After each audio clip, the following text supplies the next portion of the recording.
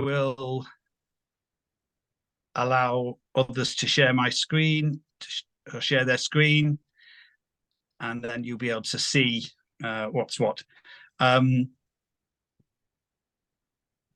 So just wanted to welcome everybody to this webinar. It's our second webinar, actually. We did our first one a few weeks ago. I wanted to talk about EnviroRental and introduce who we are and what we do and why we set ourselves up. But first of all, let me introduce Zeke, who's just been speaking. He looks after our social media and does a lot of our admin and does some of our LinkedIn newsletters and really keeps the show on the road. So thank you, Zeke. Thank you. And also Nikki's on the call as well. Nikki Matthijs, give us a wave, Nikki. Nikki wrote our roadmap and does a lot of our technical writing, and she'll be introducing the roadmap in a minute. And in fact, Nikki, perhaps when I'm ready, you could bring up the website on your screen, because since I'm on my phone, it would be easier that way. That would be great. What we try to do with these webinars, this is only the second one, but we try to spend time actually answering your questions. So I won't be speaking for too long, probably too long, and Nikki or Zeke can shut me up, or anybody else for that matter, because really we want to spend the time answering your questions, helping you understand what the website can do, what we can do for you, and what you might need from us, and really just to sort of drill down into some of that detail. So we'll leave plenty of time for you rather than us. Just to get started, so I'm Bob Garner and I founded EnviroRental, and it really came about because it seemed that there was a gap in the market around sustainability. There's lots of people in short-term rentals who believe in sustainability and want to do something around sustainability, but when I'm speaking to them, they don't know where to start, they don't know what to do, and so inertia sets in and they don't actually end up doing anything. And it occurred to me that if we could provide resources, tools, techniques, information, guidance, everything that people need around sustainability, it would help, and give it for free, of course. That was really one of the important things. Then it would help the industry to be more sustainable. Nikki, do you mind sharing your screen to the homepage, just so people can see it? You've probably all seen the page, the website, but rather than me, you're looking at me, it'd be better if you were looking at the website. Thanks, Nikki. That's great. We've called it Signposting Sustainability for Vacation Rentals, because the idea is our job is to signpost you, give you the direction, get you started on the route to sustainability. And then what we try to do is then give you the information that you need. Yeah, if you scroll down a bit, Nikki, that would be great. And the important thing is that, you know, what we're trying to do is use the language of business. Of course, we all understand there's a climate emergency, but the most important thing is that most people are connected because they understand that they want to be sustainable, but they also need their business to be successful as well. And so we really, although we will talk about saving the planet and doing the right thing for the planet, the important thing is that all of this stuff is good for your business as well. So we've put these free resources together, and one of the key ones is the roadmap, which Nikki is going to talk about in a few minutes. So we'll leave that for a second.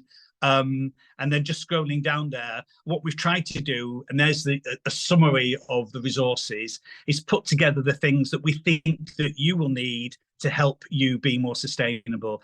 And this website has been put together by myself and Nikki, and a couple of other people have contributed.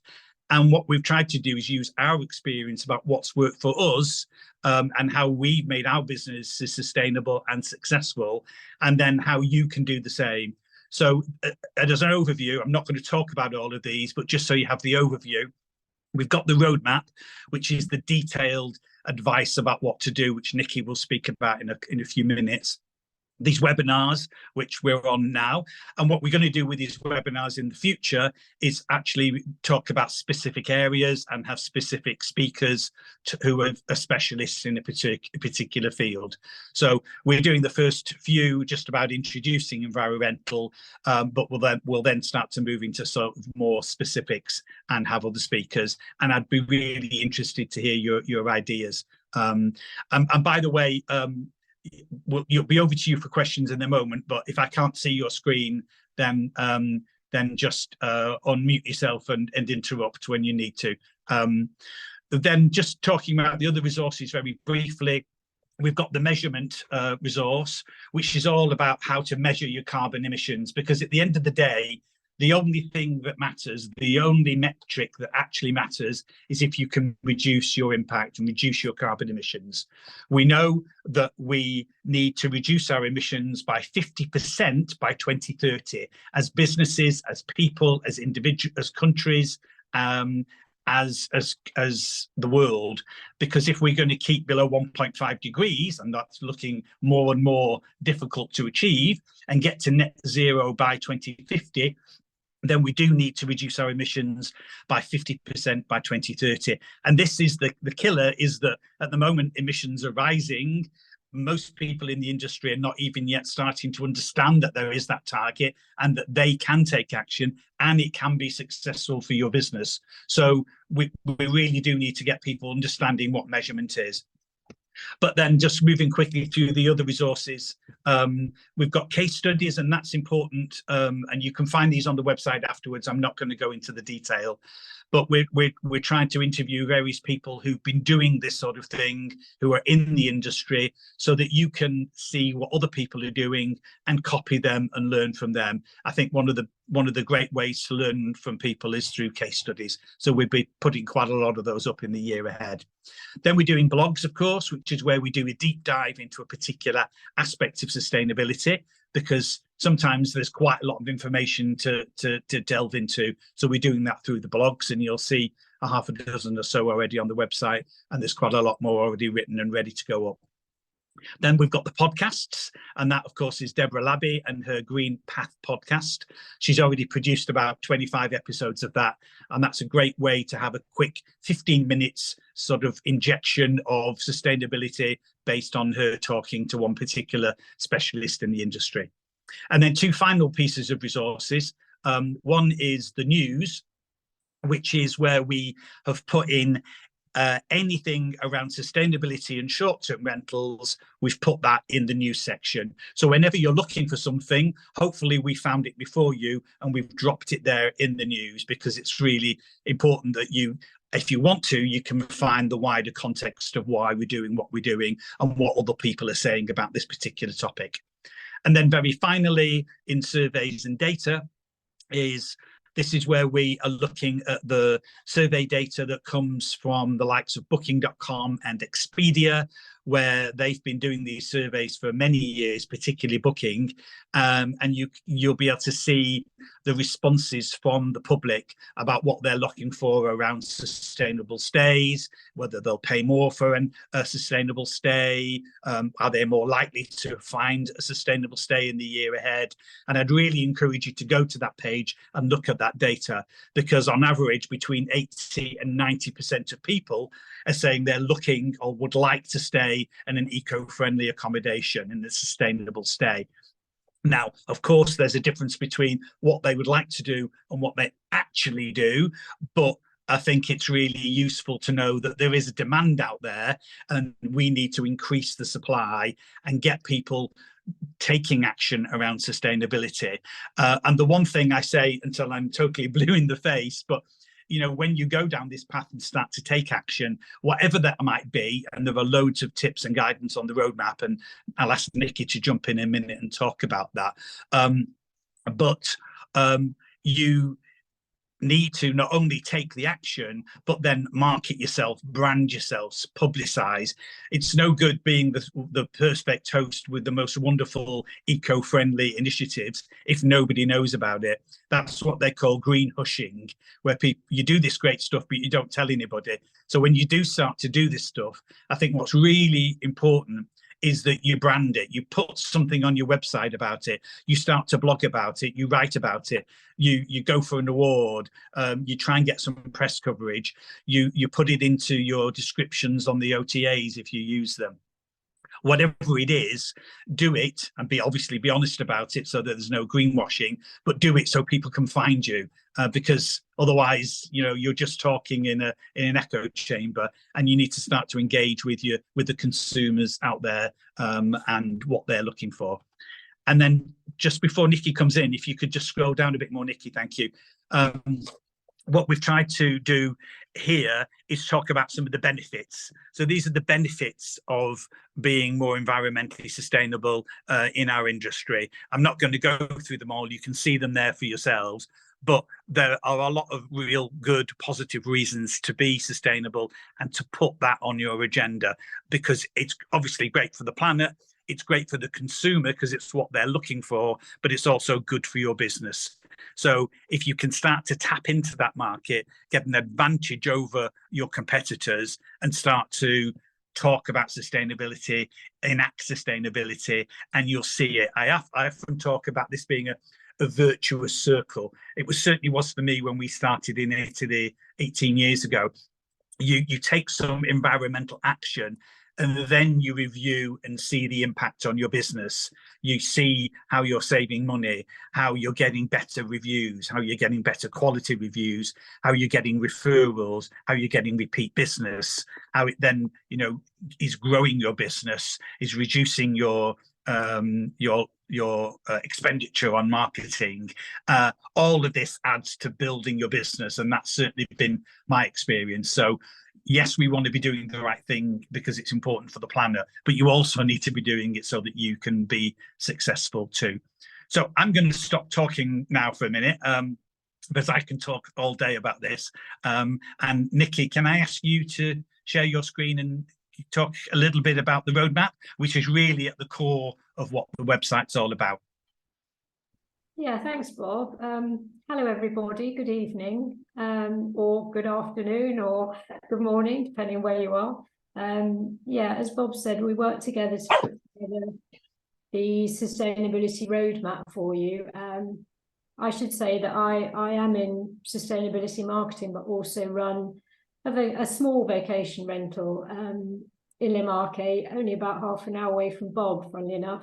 So we've sort of put together our own experiences, as Bob said, and also I trawled a lot of other places where they've been giving advice for the tourism industry in general, and then that sort of culminated in the roadmap. So let me just take you through pretty quickly, because we want to give you some time to have some questions. So lovely photo of Bob welcoming you to the map.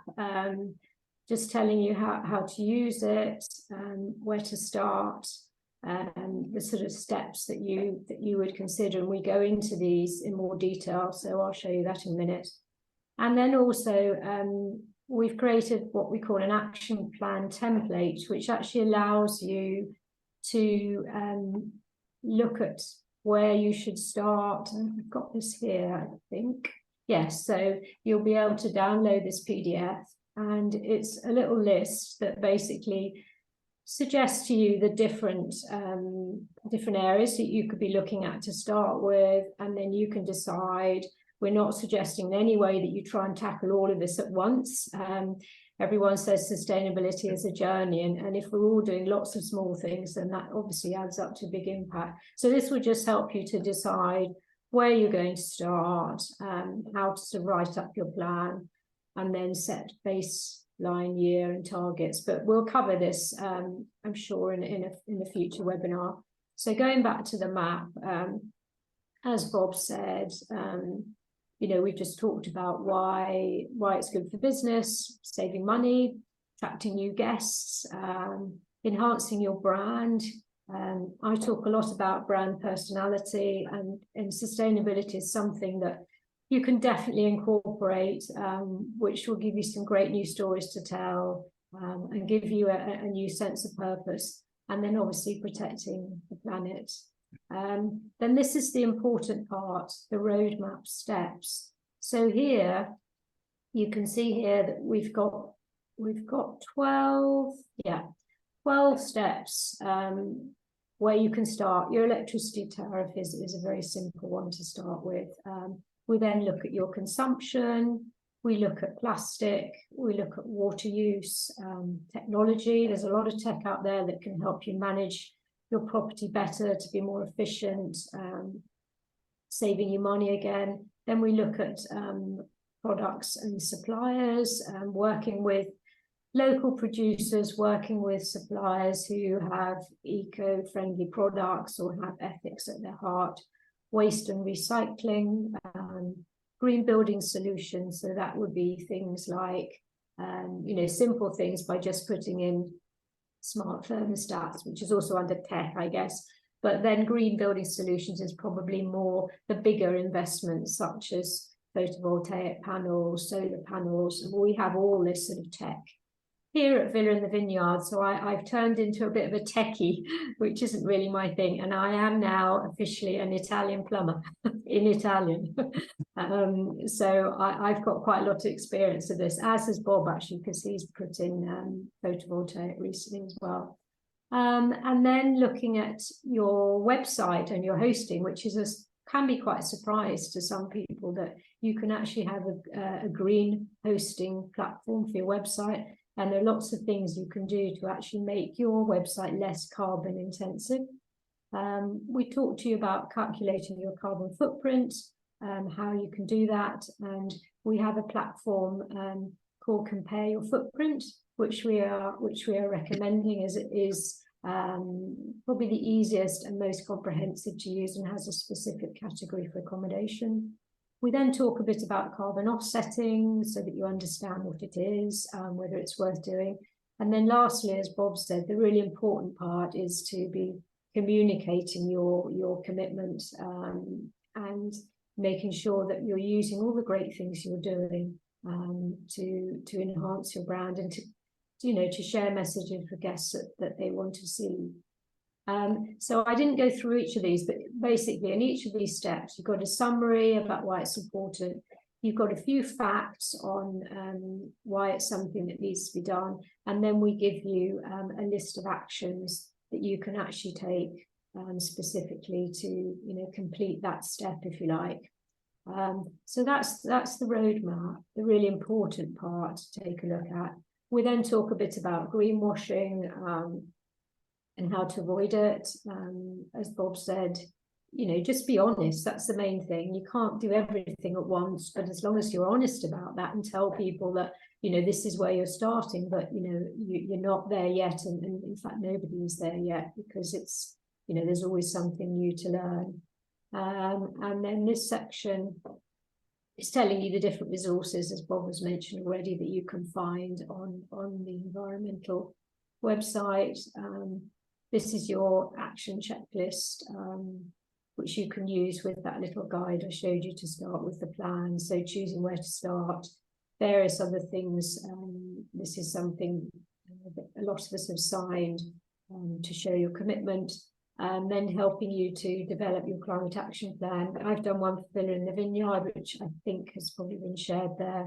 And then the communication side. And then this is an iterative process. So once you've developed your plan, you'll obviously want to keep going back to it and reviewing your progress and setting yourself new targets. And here's the action checklist again. And then you've just got, our how to keep in touch with us through all the different channels. And then finally, thank you to TouchStay, who built this guide within their platform. I love it. We have a digital guide. I've been in the Vineyard, as does Bob, and it has a Making a Difference section, which really allows us to showcase what we're doing in terms of sustainability. And then also thanks to New Forest Escapes in the UK, who've actually sponsored this roadmap as well. So I think that's probably it, Bob. So I guess back to you, and obviously any questions people have about the roadmap, please go ahead. Thanks, Nikki. If you'd bring up a footer of one of the web pages, please. While she's doing that, I just wanted to say, the TouchStay are one of our partners, so they have been one of the people who've helped finance this website, because we're giving the resources away for free, which is really important because we don't want you to have any barriers to entry. We want you to be able to get in and use them for free. We've got a number of partners and sponsors, and there's a page on the website there who've really helped us financially. So, and you can see them across the footer there as well. So I'd really like to thank them, as I always try to do, because without them, this website wouldn't exist. And so if you're looking for a supplier, I'd encourage you to go and look at those, because they have got a real vision for what we're trying to do in short-term rentals. And Touchday have been brilliant, and we're using their guide. And then just at the very footer of the page there, Nikki, I just wanted to repeat something that Nikki was talking about just then. Sorry, yeah. There we go. There you can see at the bottom of each page, there's a little indicator which talks about the amount of CO2 that has been produced to bring up that page. Now, the internet and websites are a huge, obviously massive structure around the world, and you know, everyone's criticizes flying, and I understand why, but websites and the internet have the same pretty much carbon footprint as flying, and so it would be wrong if we weren't also encouraging people to think about their website. So when you're next coming to redesign or refresh your website, then talk to your supplier about making it more environmentally friendly. And there's a whole section about that on one of our blogs about how to reduce the carbon impact. You can see that particular page is 82% cleaner than other websites tested. So we've tried to follow those techniques in EnviroRental. And so that's, in summary, is what we are and what we do. And before I go over to the questions from you and to try and help you as much as we can, you might have seen in the chat, we were really excited today that the Shortses announced their shortlist for their awards coming up in 2 weeks.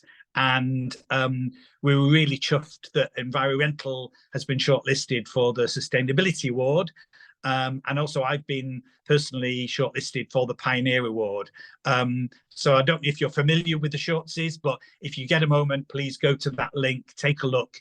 And if you like what you see, then give us a vote.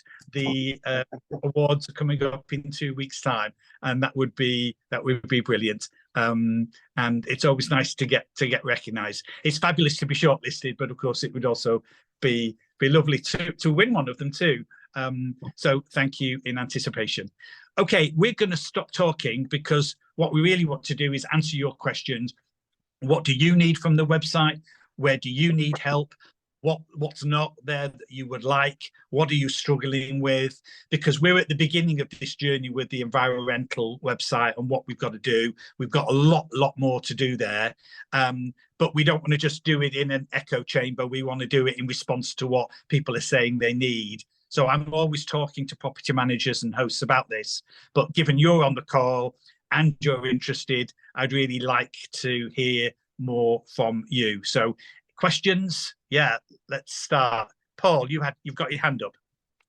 Yeah, hey Bob, I've voted for you already. So listen, yeah, working through that checklist, and we haven't yet gone live with our Touchday website. So interesting to look at the making the difference section, which I didn't have. Can you talk a little bit more about the supplier section? Because, you know, when you're using eco supplier stuff, I know the PASC are trying to get a list of suppliers, and it's hard to kind of navigate some of that stuff because, you know, there's an element of greenwashing in some of the statements that people are saying. So have you gone into detailed specifics about, you know, cleaning fluids, all of that stuff? Yeah, no, really good question. It's one of the challenges, really, because of course we're trying to talk to a global audience. It's very difficult to often talk about a global product that people can find everywhere. So obviously I'm from the UK, although I live in Italy, so I'm more familiar with that side. So we can certainly start to talk about products and themes and what would work, but it's often difficult to give specific advice I mean, what I would say, and Nikki might have something to add here, what I would say, I mean, it's such a good, important question, because what you're trying to do with your suppliers is amplify your effect. You're trying to, you know, if you've got $10 to spend, you've got a choice. You can either use supplier A, who's an ordinary commercial supplier, or supplier B, who is doing something for the environment, who are being more sustainable, who are thinking about their packaging, who are thinking about their formulation, who are giving back to the community, whatever it might be. And so certainly what we try to do in Casaldi Fiki, and I would encourage people to do, is find suppliers who are doing something. You know, they don't have to be perfect. Who is perfect? We're all on this journey, but who are at least going down that road and making more effort. You know, so to give you an example, you know, we use here in Italy, Who Gives a Crap Toilet Paper. I'm always talking about it. And we use them because it's recycled paper, but also because as a company, an Australian company that deliver worldwide now, they give 50% of their profits to build water facilities in the developing world. So I'd rather give my money, you know, to that company than give it to Andrex or whoever, who are not necessarily doing the same thing. So that way I feel I'm using the power of my euro and using it wisely. And then again, to give another example, you know, we use a product called Splosh, who are based in the UK, and we use them because they do like household cleaning products and personal products.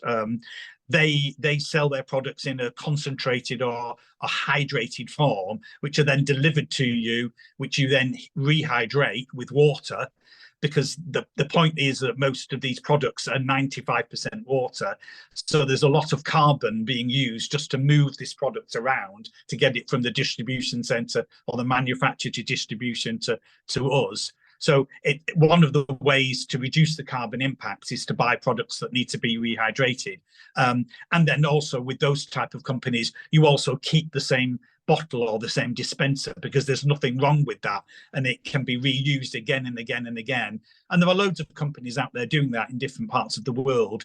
So I think it's about finding those ways that are actually helping expand your message. But actually you raise a good point, and I think it would be a really good subject of a blog if we talked about that in more detail, gave examples and gave some specifics about what people could do. Nikki, is there anything you'd like to add there that you think I've missed? No, I mean, just that I think you can look for certifications. I mean, people who know me know I'm a big organic fan, so I will always look out certified organic products. So we use a company for cleaning in the UK. I used to live in the UK, and I actually used to work for a company called Green Sense, who did the refills. They're certified organic. They did only cleaning and household products, laundry. They don't do personal care, and they did all the refills. But when I moved to Italy, they don't really export. So I found somewhere in Tuscany, which is only two regions away from us, who have certified organic products. So I think you should also not feel afraid to ask questions. To me, suppliers should be open about what's inside their products, because I think that's just as important as the fact that they're reducing plastic. What is in the ingredients can be just as harmful to wildlife, to waterways, etc. So try to build up a relationship. And if they won't tell you what's in their products, then you need to wonder why. You know, what have they got to hide? Because with cleaning products, there's no legal requirement to actually list ingredients. So I would say try and find companies that you can build a relationship with. And as Bob said, if there's nothing on their website, or you know they're doing one product amongst 20 terrible products, then think again. But I think there are lots of cleaning brands out there. I mean, I know a lot of them because I used to research them all. So I'm always happy to share different. That would be great. I mean, I think we're looking at not just the cleaning products, but the microfiber, you know, mats and stuff like that. And it's a bit bewildering to decide actually what works and what doesn't. Can you wash them? Can you recycle them? All of that stuff. Yeah. So there's a great platform called Ethical Consumer. Yeah. if no one's ever heard, I subscribed to that for years, and it is what it says it is. So if you want to look for anything from white goods to coffee to, they actually, this is for the UK and some global organizations, they actually rank them all. And you can even rank them according to your own priorities. So they have like sliders. So they're a really good resource. And who knows, there will be more and more resources coming out to help in the future. If I may add, there's Ethical Consumer actually publish a international group of ethical consumption organizations all around the world. So you can find the one that ranks products based on different, ethical considerations for your particular country. Oh, great. Oh, great. See, that's good to know. And then I'll there's put the also link a here. few apps as well that look at different products, particularly personal care products. I can't remember off the top of my head what they're called now. The Environmental Working Group is one, and they rank lots of things, tell you what's in them and what to avoid. And so yeah, I'm on a bit of a hobby horse, so I'll stop there. I'll put the links in the chat. Super, thank you, Zeke. Yeah, they're in the chat there, so that's brilliant. Yeah, superb. But actually, Paul, just to come back, I think that would make a really good subject for a blog. So I will add it to the blog list and get us writing that. And it would be helpful if there was some, because those of us who get building our following. So if you get 5,000 people on Instagram following you, could we become micro-influencers? Is there some way of getting reduced X works prices, so you can shout about using it and benefit in your buying power to do that? It'd be good to have any case studies of anybody doing that. I know Faith and Nature have helped some organizations. Yeah, okay. Thanks. Point taken. Will do. Thank you. Other questions, observations, thoughts? What you'd like to see, what you don't like, what you do like, what we're not doing that you'd like us to do? Anything at all? I'd just like to say that I think it's really wonderful what you are doing, Bob. A great thing, and keep it up. And we need the help. And I'm with Touch Today. I've had their digital guide now for years, so I think that's wonderful that you're using them too. And I've already voted for you. Did that this afternoon. You're very kind, Helen. Yeah, but it isn't just me that does this. There's a team of us working on EnviroRental, so it's kudos to everybody in the team. But yeah, Correct. we need to get these resources out to everybody, because a lot of people find it very, very confusing about what to do. And we've been through it. We've done the comparisons. We've made the trial and error. So what we're trying to do is put everything on the website that we know works and that we think that will work for you, so that you don't have to do all that thinking that we've already been through.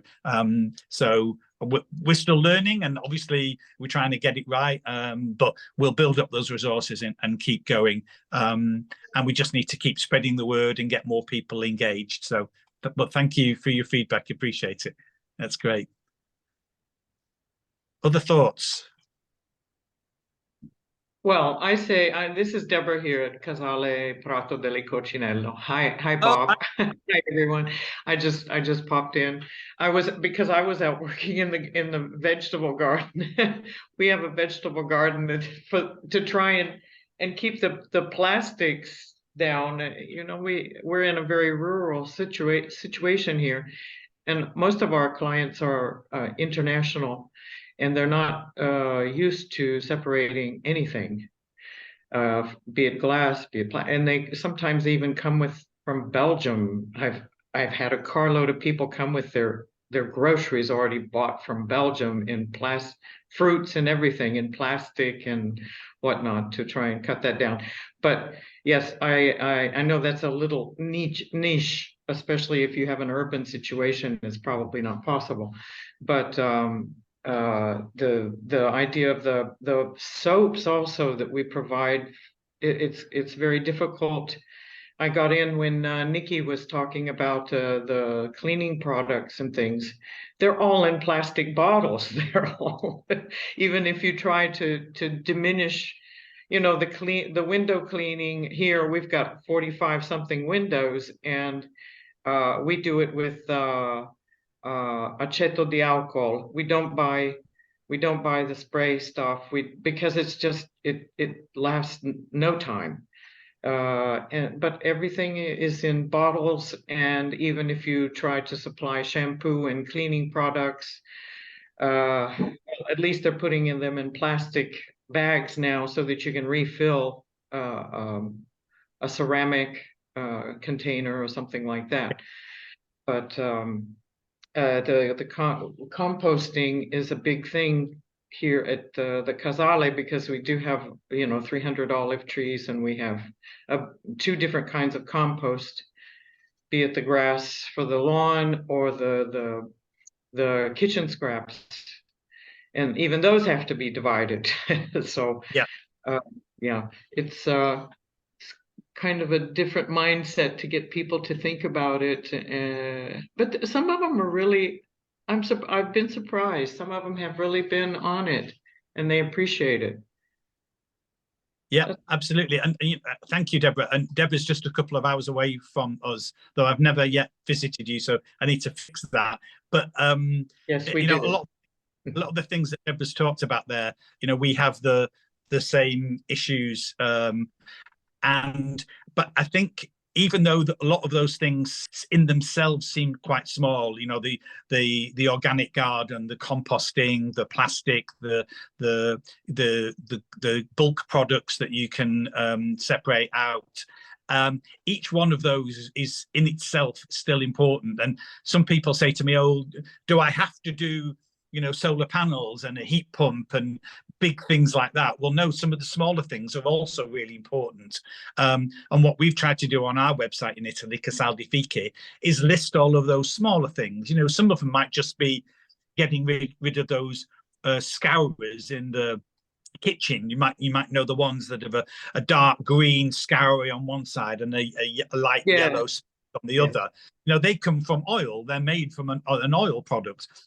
But you can buy them that are made from coconut, and you can wash them afterwards. And when they eventually have at the end of their day, they go into the compost. So they're, you know, it's a tiny, tiny thing, but all of these small things build up to create an impression of what you're doing. So never be afraid to sort of sing about the small things and put them on your website, because they do add up to an holistic approach about how you manage your business. So I think they're really important too.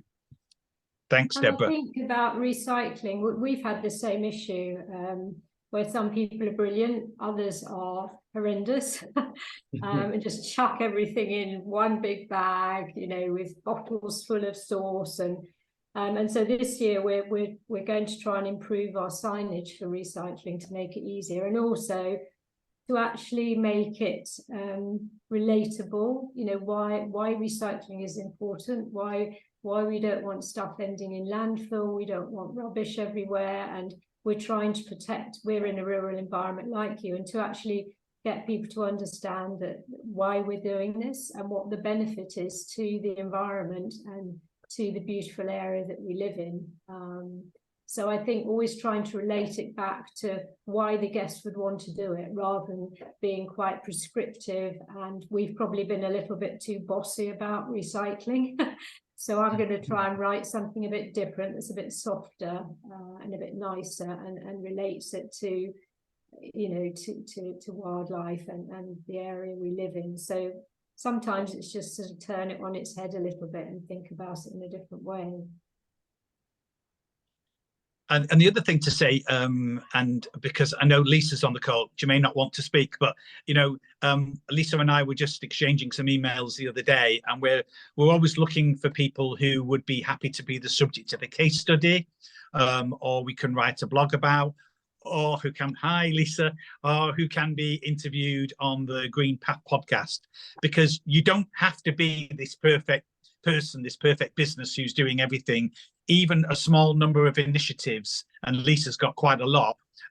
It's a great way of talking about them, and sometimes giving that example, that case study, is one of the best ways that people can learn, rather than writing a long and boring article. Sometimes it's much more interesting to read about what, you know, a person like Lisa has done in her business in France, and then you can go, yeah, I could do that. That would work for me, and then you can copy it. So we're going to be focusing on Lisa in the coming weeks. So thank you. I don't know if you want to say anything, Lisa, but don't feel obliged. But okay, hi everyone. Yeah, it's interesting what's being said tonight, because I started to look at what we could do. We've got a 5-room B&B in southwest France, so we're a really small business just run by me and my partner.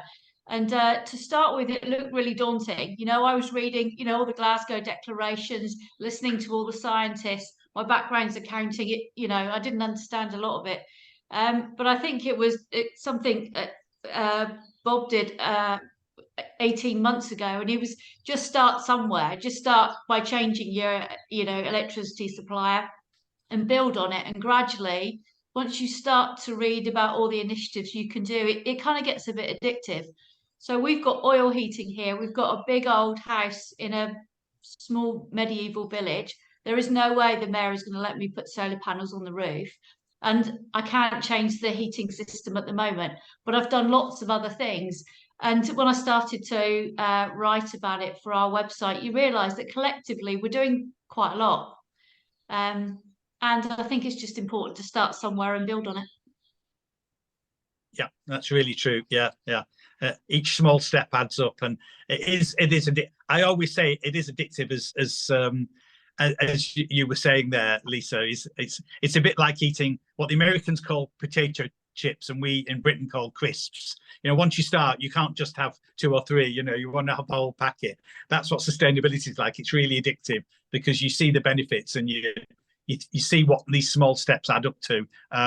And, you know, it isn't rocket science. It's just trying to get people on that path and get them started, but also understand that it's going to be good for your business as well, because, you know, you're not doing this, you know, just to, you know, be the goody two-shoes person and who's trying to save the planet.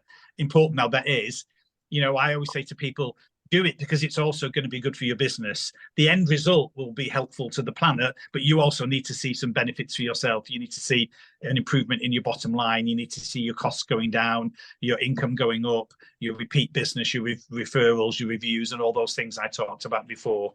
So don't be afraid about doing it for the reasons of also having a more successful business, and being better than your competitors and attracting more customers. There's absolutely nothing wrong with having the two go hand in hand. Other questions? So many. So many. Like, what do you guys do? What all do you do other than I can't. I'm like Lisa. I cannot. I can't. I've been to all the banks and to the post to try and find money to put up panels, but the cost is outrageous. I couldn't even fathom doing something like that right now. No way. So all the little things are all I can do at the moment. Yeah, but and that's fine. Don't beat yourself up about that. Doing those little things can add up to quite a lot. And what's really important though is, you know, write them down, put something on your website. I know I'm like a broken record on this, but it's so important that, you know, it's amazing. I think, as Lisa was, you know, alluding to before, it's not till you start to write them down that you can reflect on actually how many you're doing, and you go, oh yeah, actually I'm actually doing quite a lot. And then you start to look at your business and you can start to think, well, next I can do that, and next I can do that. And they may seem very small things. And I always say, start with the things that are easy, that will cost you no money, that will have the biggest immediate impact, because that will motivate you to move on to the next one and do more. If you start with the hardest things that are going to cost you a lot of money and you aren't going to see an immediate return, you're going to get disillusioned. So start with the easy stuff, start with the free stuff, and just look out for those times when there are the incentives around. You know, for instance, in Italy, there's an incentive to get, 50% off installing solar panels. Now, if that is enough, then take advantage of that. And if not, wait for some other offer to come along. Sometimes there might be an incentive in your part of the world about installing an electric car charger. And that has been a great thing for us because it's powered by the solar panels. So it's, we're not paying for the electricity. And we're attracting customers because they're finding our charging station on the network of charging stations, and they're marrying that up with the OTAs, and they're coming to us because they want to charge their car at the end of the day on our car park by their apartment. And so you can get additional business that way, which, is fantastic, isn't it? So yeah, just think of those things and think of those incentives when they come along and that you can take advantage of. And I think it's often the little things that guests remember anyway. The fact you've got solar panels on the roof or not is not the reason why a guest is going to come and stay with you. It's going to be the fact that, I think you said you've got, your own kitchen garden, and you can share fresh local vegetables, 0 kilometre with your guests. It's things like that that will attract them just as much as the big stuff. The big stuff is to save you money, really, and then it's the more emotional pulls that will resonate with guests. Yep, absolutely. Okay, well, we're almost out of time, but I just want to check if anybody's got a burning question or observation, or would like us to do anything more of or do less of something, then please do speak. Let's talk. I was looking at the the ethical consumer stuff, and the data is really helpful, but they charge a £30 a year subscription. So I just wondered whether you might be able to say, look, we're building our affiliate base, and you can get it for 20% off the normal subscription. And just use a bit of buying power. Yeah, that's a good. Yeah. And in fact, we're thinking of introducing. It's in the very early stages. A marketplace on the website, so where people who are producing products or services that would appeal to short-term rental owners or property managers and have a sustainability angle to them, putting them on the website, where those companies would give a discount to the viewers, to the readers. So in the same way, at the moment, we've got the Touch Day guide where the roadmap sits. And if you go into that guide at the end that Nikki was showing you, there's a discount code to get a discount off subscribing to Touch Day. So because we want people to use those things that work. So yeah, we are in the first stages of thinking at that, but it's another good observation. Thank you, Paul. I say though that the £30 a year subscription is actually well worth it. You get a magazine. I even get it in Italy. Get a magazine. And I use it a lot to sort of keep up to date with what's going on in the world. So and they are a very small team up in Manchester, and they do a lot of research, and they offer consultancy to people who want to be vetted for their products as well. But yeah, we may be able to do something. Who knows? Okay. Well, we should probably finish then. I'd like to thank you all for participating. Appreciate your feedback. If anybody's got anything afterwards that rather just write to us about, then please message me. You'll find me on LinkedIn, or just email us at info@envirorental.earth. We really want to hear your feedback. Then we can grow and take more action and do more. And if you know anybody who's not yet connected to EnviroRental, then please pass the word along. Obviously, everything is free, so there's no cost to anybody getting involved. And the more people we can engage with this, the more we can start to shift the industry. Because finally, I want to say what we don't want is 10 or 100 people in our industry doing sustainability perfectly. We want everybody doing it imperfectly, because that aggregate balance is so much more important in moving the dial on sustainability. We don't have to do it perfectly, but we do need to get a lot more people engaged if we're going to make an impact. So, but thank you for your time. I really appreciate it. No, thank you for your time. Okay. And we'll see you all soon. Thank you. Bye-bye. Bye-bye. Take care. Bye. Ciao. Ciao.